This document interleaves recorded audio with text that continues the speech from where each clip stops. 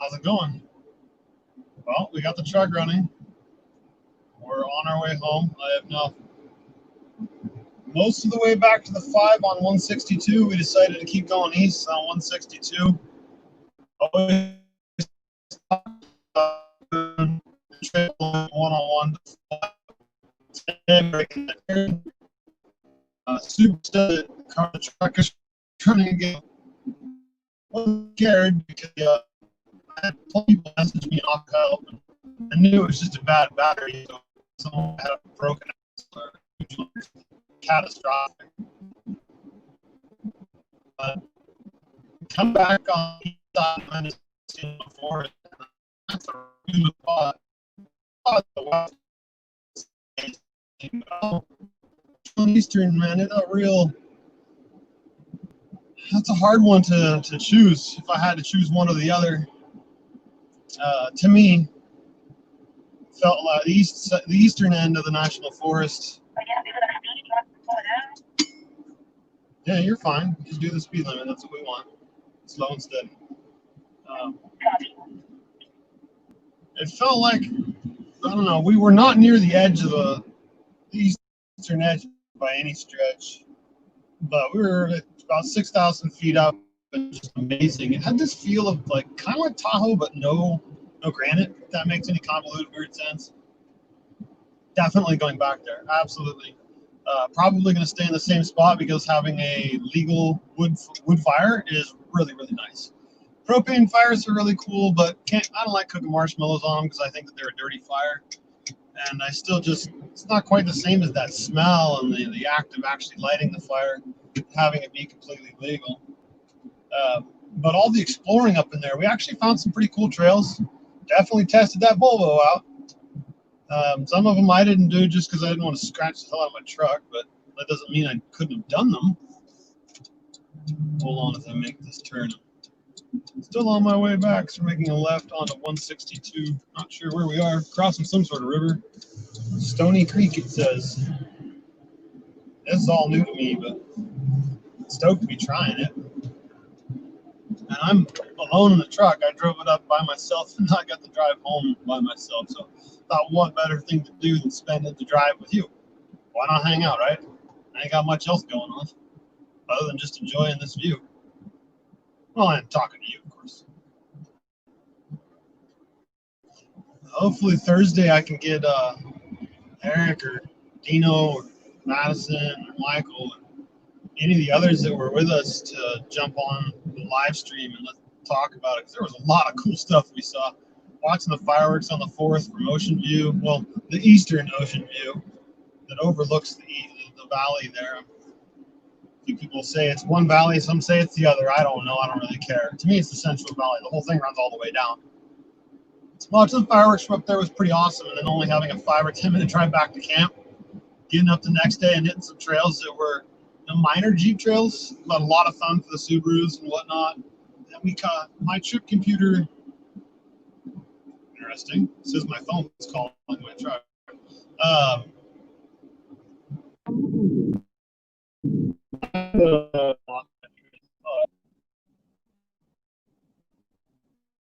Anyway, that's a very check out. Water tree, it's great. We also had the spring water. I think I showed that in a video down below. We didn't drink it, but it was perfect for filling our buckets every night to put the fire out. They want it dead out, and there's no more dead than a drowned fire. So that worked out perfectly. The Joe was in camp this morning, just walking around. She got at our table last night, chewed on part of the label on our peanut butter container. Tried to eat a cutie through the just action. Whatever. Pulled it out.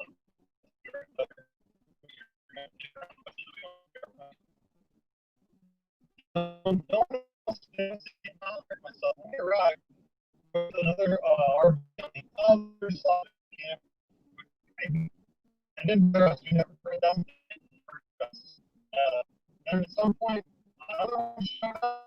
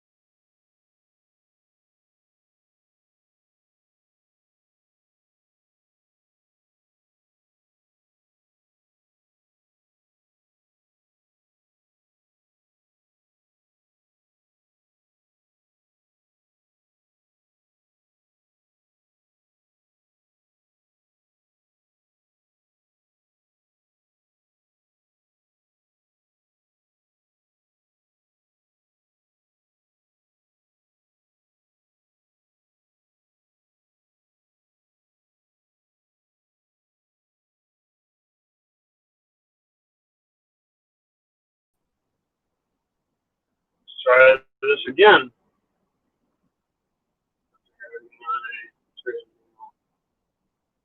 I'm trying to read this comment, but I'm driving, so all times problem jump starter. Yeah, I did have the extra battery, so that was very, very handy. And I did have jumper cables when I had the Subaru. Just the batteries, having dual batteries in a diesel engine, it's not like I can isolate one battery and start off that like a gasoline engine. I need those batteries to be full. I lost signal coming back through there again. This is my first time coming through here, so I didn't know the signal was going to drop off. I had full bars of 5G and thought, oh, I'm good to go. In fact, it was really weird. Up at Ford Tree Campground or camp, I'm not sure which it is. I haven't looked up which one they go with. I actually had 5G, 3.5 bar, 4 bars in camp inside my truck on this same holder. Versus if I took it out of the truck and set it on the table, it had almost no coverage. But I could upload videos and pictures from camp on my dashboard faster than I can at home. I don't have 5G at home. I only have 4G. It was kind of interesting that I'm way out there in the middle of, well, let's say nowhere, and I actually have faster internet than at home. From the eastern overlook of Ocean View, not the one looking west, I had full bars, and I was able to do whatever I wanted. I was uploading videos to Facebook, just bam, bam, bam, no problem, real fast. We left camp in the low 70s, high 60s, and I'm now almost to Williams and 92 degrees. Camp was perfect the entire time. So the first couple nights, didn't really need coats. A real thin coat, if anything. It was amazing. And then let's see here. On the Monday night, the wind shifted and went the other direction. So when people would drive by on Road 312, the dust would blow through camp. But all the other evenings was perfect. There was almost no wind, and it blew it the other direction, away from us. And to have a full moon, was that Saturday night or Sunday night? I think it was Saturday night. Just go for a walk in the woods without a flashlight. Yeah, that was awesome. We wiped his lens off, a little dusty. Inside of my truck is filthy. We ended up having, I don't even know how many cars. Saturday, I think we had 7 or 8 cars. Each household was in their own car so that we could socially distance. It was great though. Good times. A Caprice with all terrains, a little bit of lift. The Volvo 240, no lift, open differential, and all terrains just aired down. Those cars kicked ass. The dust train was unreal though. I'd never seen that much dust. One of the things that we were talking about in camp was it just graded. It looked like most of FA7. It was butter smooth. So here's a question. Would you rather have a smooth road with lots and lots of dust? I mean, lots of dust. Can't emphasize the lots of dust enough. Or would you like to have a rougher road and very little dust? So hypothetical situation, driving up Whole Mountain on the M1, that road is just all kinds of rocks and ruts and roots and whatnot. But you have to go so slow, you can't build up a lot of dust because of your speed. But also, they don't really grade it, so that silty stuff never really comes about. It all just kind of stays as gravel. Whereas up here, they just graded it, and some of the potholes were filled with silt. I hit a couple of them yesterday. I didn't know them. They looked fine, and then I hit them, and it was just poof, the silt would come flying out. And poof, it's like hitting a pothole. So to me, I don't know. I kind of like a little rougher road with a little bit less dust. I don't mind some dust, and I love the fact it was a smooth road, but that was, especially in times when we were in the back, because having a late model truck with the ability to put the air on recycle and turn on the air conditioning, ended up being in the back of the road train quite a bit versus like the Volvo didn't have air conditioning, so windows open all the time. They got the lead. The blessing on that one though is they seem to be really good. Eric was really good at reading maps, so it worked out to be, I don't want to say blessing in disguise, but it was really, really awesome because good navigator. You have trouble with the dust, perfect. Throw you in front. That worked out great.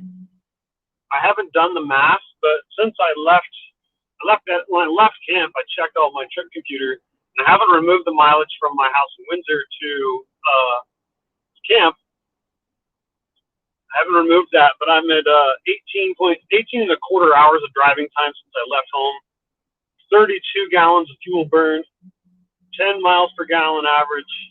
That's with towing part of the way. And then 329 miles total ground covered. But that also includes the drive from home. Wow. I have never seen hay in giant tents before. I wish I could switch this camera around. I don't know how to do it, though. They've got these massive tents covering all the hay. That's a lot. Yeah, and I've never been down in here, so this is all new to me. But again, I'm driving by myself, and I thought, well, what better thing to do than to ramble on and talk to you than, or to sit here by myself. I'd rather talk to you. So, again, I have a little bit of trouble reading the questions because I am driving. Fortunately, we're like 2 cars, pretty far back. Not to justify anything. So I'm really curious how long this drive is going to be to get back home versus going west on FA7 162 and then hitting 101 heading south. I don't know which way is going to be faster, but we're soon going to find out. Because here we go. There's no turning around at this point. I've opted to not take the grade going over the 29 up over the Middletown grade. Just not really feeling towing more stuff. Plus, I've got a third of the tank, and I'm hoping I can make it all the way home. So I basically made it fuel from there, or this whole trip and home without stopping. Here we go. We're going to give it a try. Looks like we want to get on here. So I'm just now merging onto the 5, heading south to Sacramento. No, that's not exactly camping related. But very much else going on, so let's enjoy it together.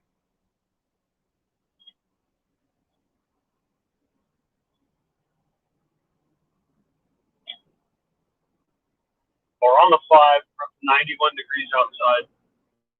Nice and chilly. And the weather up there was perfect.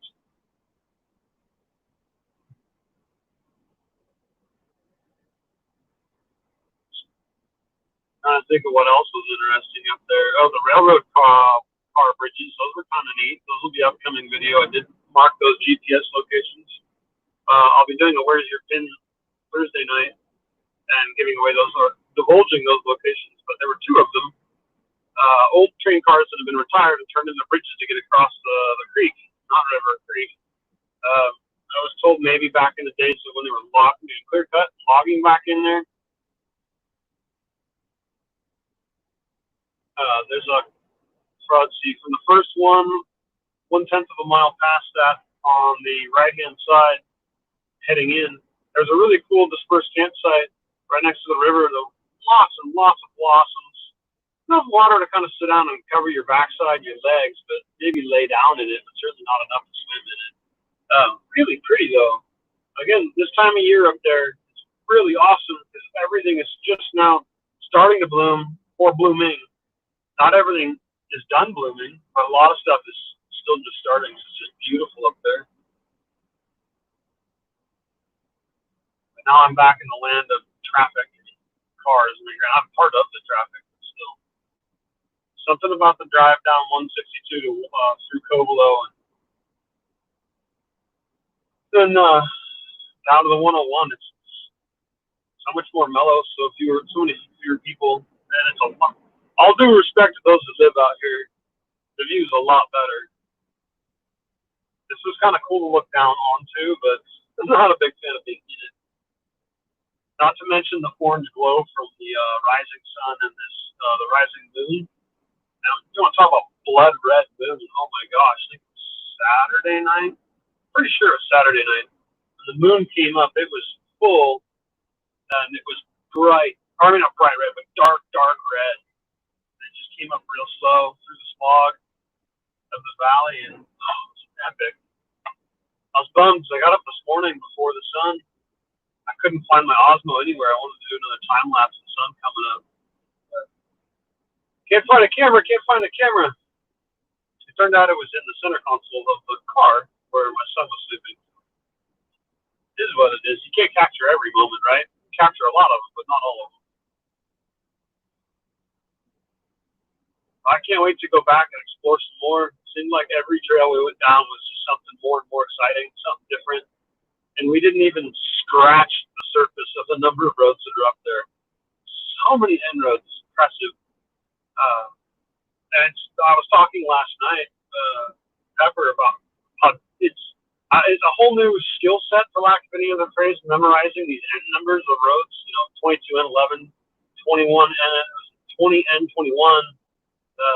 21N215. Oh man, that's a lot to remember. 23N75, like we just did in the video. Having to learn it. I'm getting it okay, but I need a little more time. I'm still pretty rusty. But there's a lot more to view up there than there is at Whole Mountain. Although I'm not exactly excited to see a whole lot of people from Whole Mountain start coming here. Some of them are a little bit rowdy, but I don't mind. I guess there's a time and a place for everything. But I used to go there, and now I don't want to go back. There's not many roads. There's only so many roads to explore, and too many people riding. No, don't get me wrong. I own a dirt bike. I love to ride myself, but I like the roads less traveled. And it's kind of nice when people don't ride through your camp, because your camp is at the top of a hill climb, so they constantly come running through there, and there's somebody here, slow down, and just hope they don't get your kid.